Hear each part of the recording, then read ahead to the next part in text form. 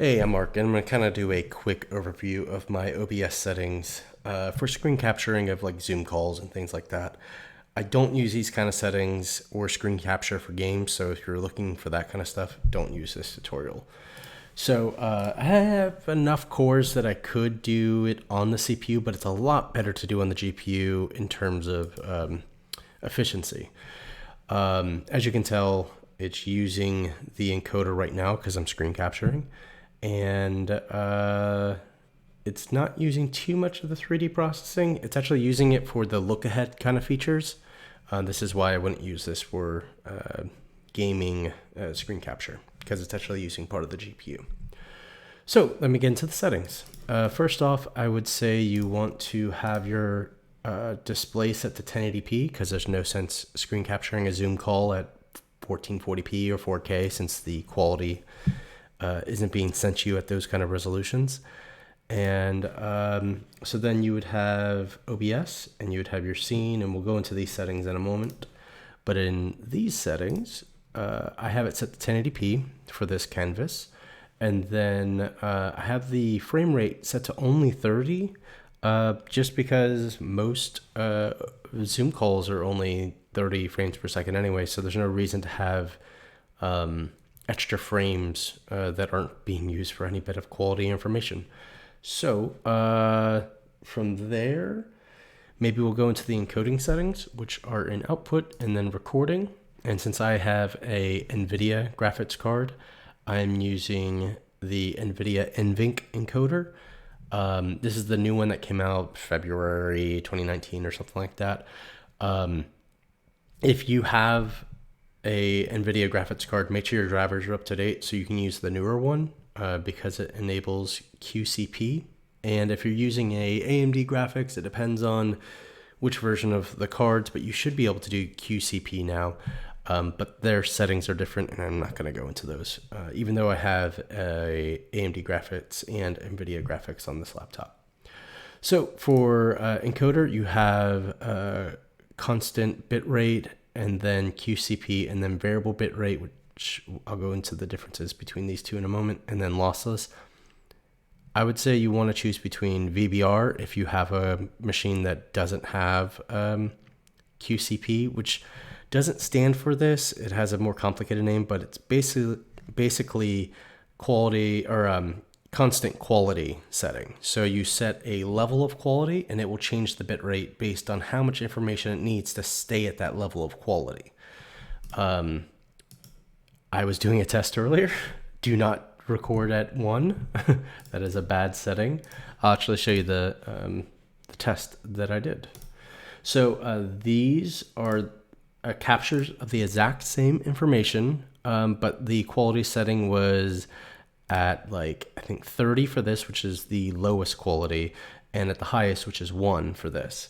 0 would technically be lossless in theory, but they don't have that option. So I'll just play a moment. As you can see, it was just a thing I did for Ronald McDonald's charity. They're both about the same length, but the file size is vastly different. So I don't use the settings that created these two. I just wanted to show an example of using incorrect settings, I guess. So QC or CQ level can easily be 14, and that's what I use, and it creates a decent file size. Gosh, I'm already at 4 minutes. Jeez. Okay, so moving on to capture sources. Actually, let me turn on a setting that might help my audio. Filters. So before I get into that, this is your desktop audio. If you're doing a Zoom call, that would be this. I would set everything to -1 decibels. That way you're not peaking. And then this is my microphone that I'm using right now.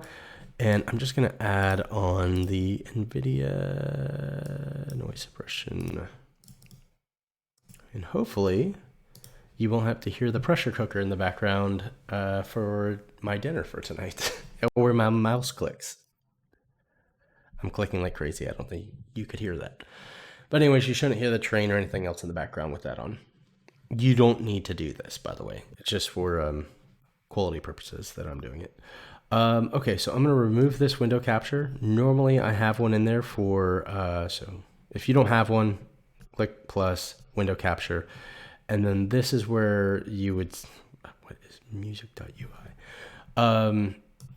This is where you would select zoom, so that you're only capturing zoom and not your whole display. And I'll go into the reasons for that in a moment. So let me open up VLC for just a moment. And then if I select, do I have to quit out of it and redo that? Yeah. So now I have VLC as an option, which it is now overlaying. So VLC, sometimes you have to switch between these to actually make it show up. But that's, I think, an issue with Zoom that causes that. So anyways, so I'll hit OK. The benefit of this, as you can see, it's now just floating in the corner on my screen when I have it on. If you had Zoom full screen, like this is right here, if you have it set to window capture, like I just did for a moment, it wouldn't pick up everything else you're doing on your computer. So for example, I'm gonna turn on window capture and then open up a few other things and you won't notice it. So I'm gonna reopen Task Manager, I'm gonna open Notepad. That should be fine, you'll get the idea. So if I turn off window capture, you'll notice that I have Task Manager and a Notepad document open. That's useful if you're going to need to use your computer while you're screen capturing at all. Just keep in mind that if you open up something that plays audio, it's going to record that audio. So moving right along, that should cover everything in terms of adding a window into the screen capture. But yeah, so if for whatever reason it's not capturing the window capture, switch it back and forth between 7 and up and Windows 10, and that should resolve the issue. Could be an issue because of it being a beta release or some other unforeseen issue with Zoom. But I'm going to, all right, and now I have the recording going again. I need to show you how to remux MKV files. So MKV is better than MP4 when you're doing the recordings, because if for some reason the damn program crashed, you'll lose the file if it's MP4.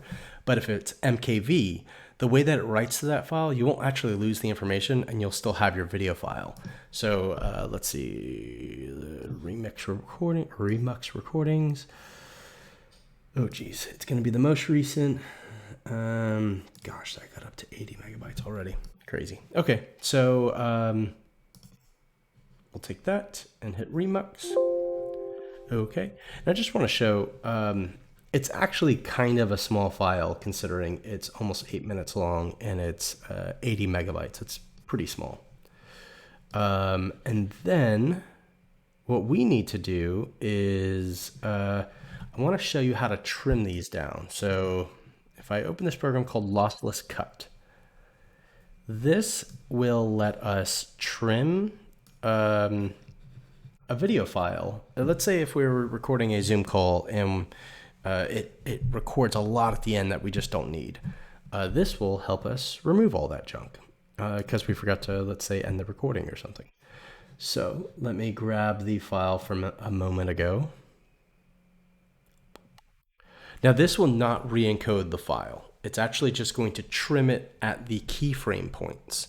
So it's super useful because you can come in here, and I'm gonna have to listen to this a little to hear where the edit point should be, but we'll see.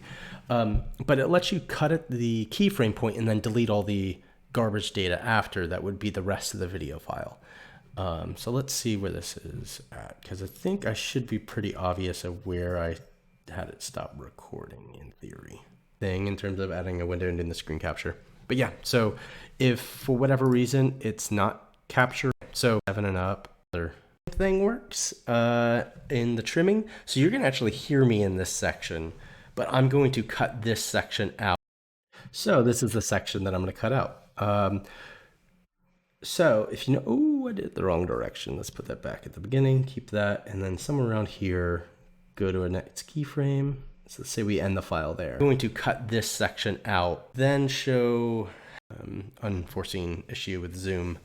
But see if that's I'm going to then show how the keyframe thing works. Yeah, so as you can see, it kind of does an outline for where these edit points can be. It's not convenient it's not always exactly where you want it. You could have them more frequent by changing your OBS settings, but then your file sizes get bigger because these are the keyframe points.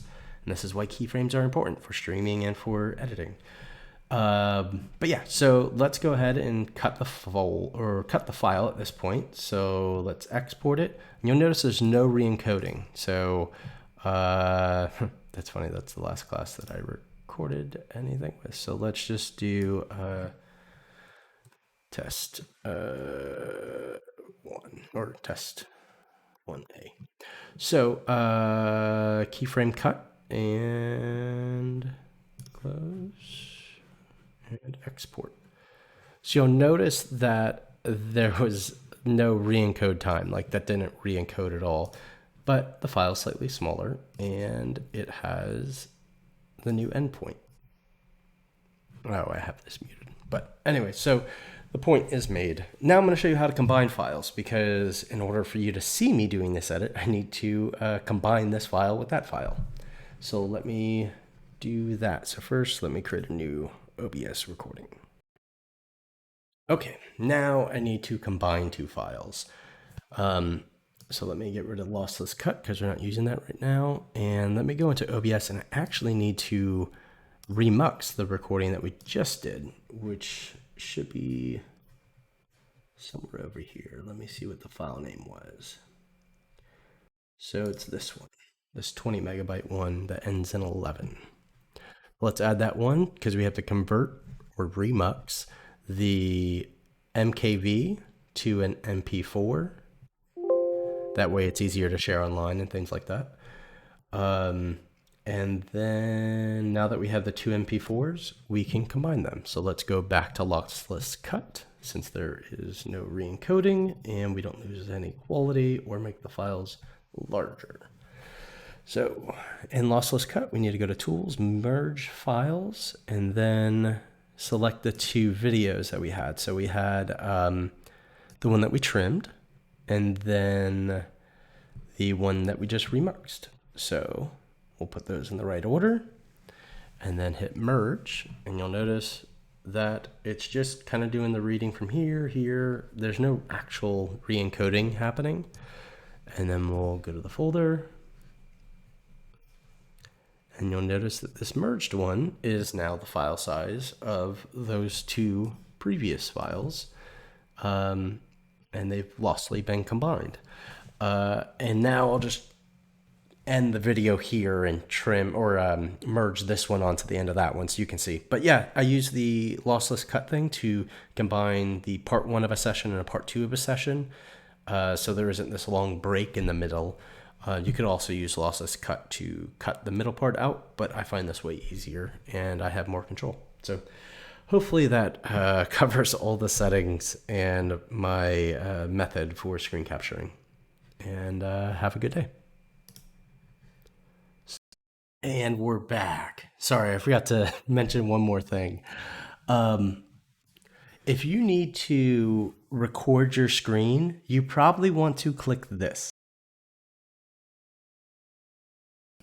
That way, your microphone isn't being picked up in the recording. So if you went to the other room, took a really loud shit, like a really gassy shit, it wouldn't be picked up in the audio that you're sharing. So this is the end of the recording for real this time. But yeah, if you need to screen record and not capture your local audio from your microphone, click this or just drag it all.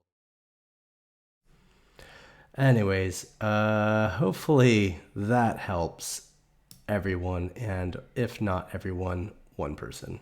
Who cares? Anyways, that's the end. Bye.